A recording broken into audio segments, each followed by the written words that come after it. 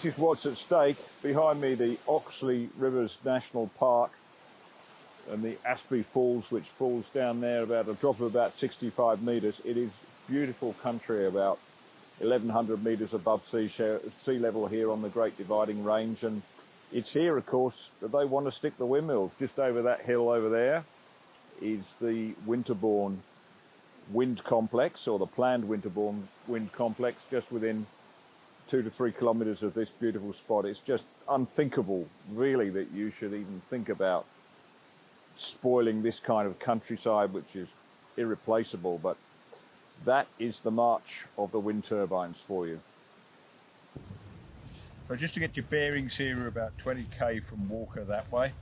Up here will be the Winterbourne wind turbine development. There's going to be 4 on those hills there, another 8 over here, and then another 8 across that hilltop over there. So that's 20, another 99 to go, 119, don't forget, in the entire project.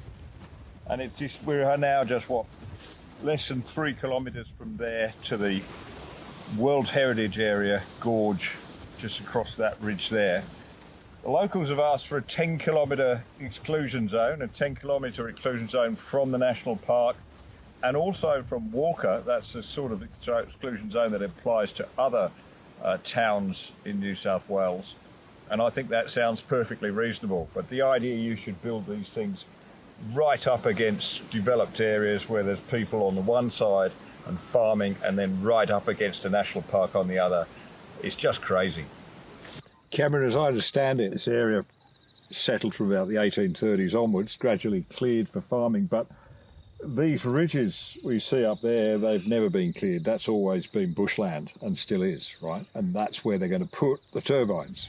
That's the conflict, because the ridge lines were retained for shelter and also to keep that connection of the natural environment, so that wildlife, bird life can maintain its integrity through the land. But there's a conflict because it's a competitive area for the area to be developed for the turbines. So that's where they'll be running pretty heavy duty access roads and the construction sites for the turbines, and a lot of that connectivity will be destroyed. How much road? You did tell me. How many kilometres of road are they going to have to build through there? It's about 117 kilometres, and it's a road that's designed to carry a 6-metre wide piece of equipment. These tower sections are on very heavy duty trucks, so these are not farm tracks. They're wide, deep pavement roads. Yeah, in essence, and I've seen this in far north Queensland, essentially through bushland. Through bushland. So they're losing old growth trees, hollow trees where the birds nest, koala habitat, just goes.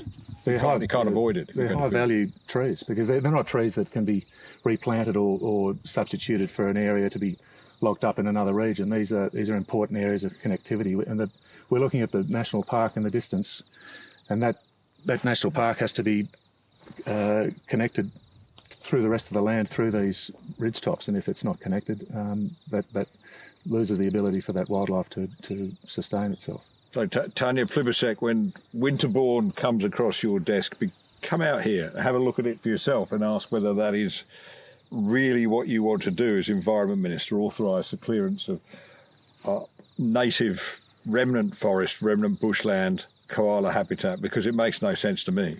No, it doesn't make any sense. If areas that have less ecological value can be used, we might see more sense, but this is high value ecological country which doesn't need to be destroyed. And we're standing here, there's a row of new properties along here.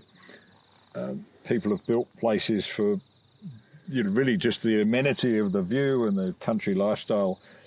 It just doesn't seem fair to me that with no compensation whatsoever they suddenly get that whole view changed. 200 metre odd tall wind turbines up there. These are people who have moved into the district to sit themselves on the edge of a town in a beautiful location with a northerly aspect, and that's been totally disrupted. And a lot of those people have indicated really strongly that they just don't want to be here if this project progresses. And it must have an impact on land and property values. Well, the pub test will tell you very quickly that if people are moving out for a reason, that value has been affected. We'll see you at the forum tonight. Absolutely. We will. Thank you.